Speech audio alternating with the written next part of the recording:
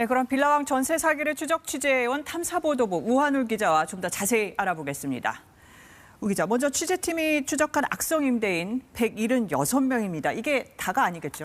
네, 그렇습니다. 저희가 조사한 대상은 50채 이상 다주택 임대인들인데요. 네. 50채 미만까지 범위를 확대한다면 빌라왕들 더 나올 수 있겠죠. 그렇죠. 다만 그 사기 조직과 함께 움직인 악성 임대인이 주로 그 50채 이상 다주택자인 점을 고려하면 176명이 최소한의 빌라왕 숫자라고 할 수 있겠습니다. 네.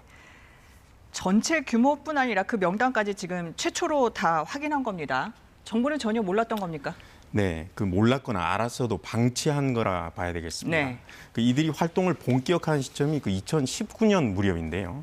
앞선 보도에서 보신 것처럼 그 보증보험도 전혀 거르지 않고 신청하는 대로 다 들어졌죠. 그 이후 보증금 떼이는 사고가 늘기 시작했습니다. 네.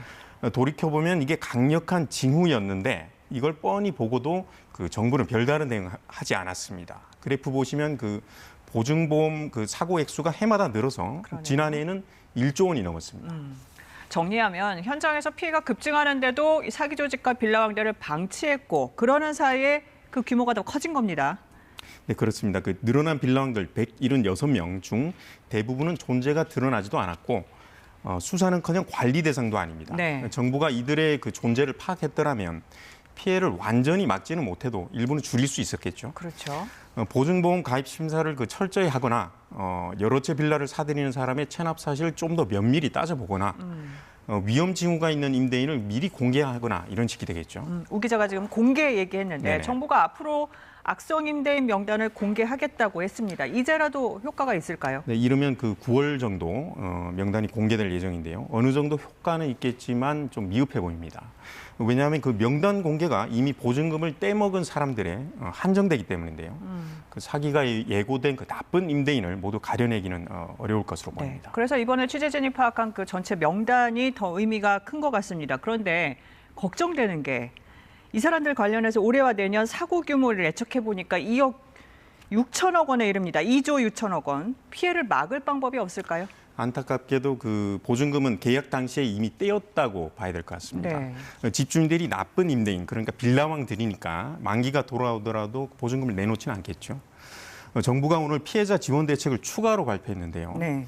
피해자들이 살던 집을 그 경매로 낙찰받아도 새로운 그 주택을 매입했을 때 그 무주택자로 인정한다는 등의 내용이 포함됐습니다. 그 기존 피해자들은 먼저 약속한 대책이라도 빨리 이행하라 이렇게 요구하는데요. 지금으로선 그 대책을 더 보완해 나가면서 사고가 나면 빠른 수습을 돕는 수밖에 없습니다. 수습도 그렇고 마지막으로 오 기자. 예방이 역시 중요할 텐데 지금까지 이제 추적을 하는 과정에서 전세 사기가 가능했던 몇 가지 지점이 있지 않습니까? 짚어볼까요? 네, 그렇습니다. 그 전세 사기 먹이사슬 고리랄까요? 네. 그걸 완전히 끊어낼 필요가 있겠습니다. 그러려면 우선 그 보증보험 심사 제대로 해야 되겠고요. 네. 전세값을 부풀리지 못하도록 감정 절차 보다 엄격히 가져가야 되겠습니다. 이 두 가지가 핵심이거든요.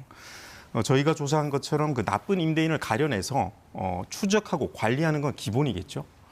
그리고 그 전세 사기 공모를 엄두도 못 낼 만큼 처벌도 강화해야 될 것으로 보입니다. 네.